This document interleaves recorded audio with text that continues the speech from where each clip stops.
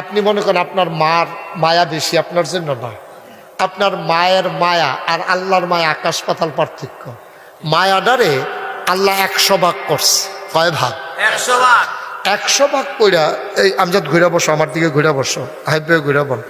তো 100 ভাগ কইরা মায়াডারে 99 ভাগ মায়া আল্লাহ তার নিজের জন্য রাখা দিছে। সুবহানাল্লাহ কইতেন না?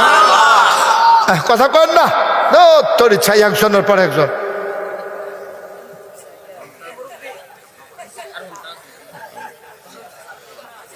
আর এবারে শুনে নি, এবারে নিজে তো শুনে না কথা,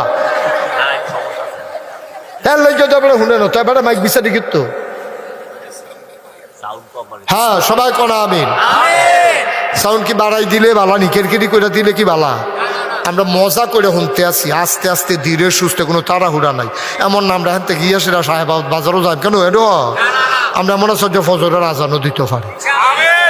এবার এলাকা বুঝ করে বাসের লোকে বইছে যে সকালবেলা যদি ফজর আজান দিয়ে হেলান দিয়ে বইয়ে দিয়ে ভালো, বুদ্ধিমান লোক। মার হাবা কন। তো সবচেয়ে বেশি মায়া আমাদের জন্য, বান্দার জন্য কার? সবাই জোরে কন কার? আমার আম্মার, আমার আব্বার, আমার জন্য যত মায়া, এর চাইতে অনেক বেশি, কোটি কোটি গুণ বেশি মায়া আল্লাহ।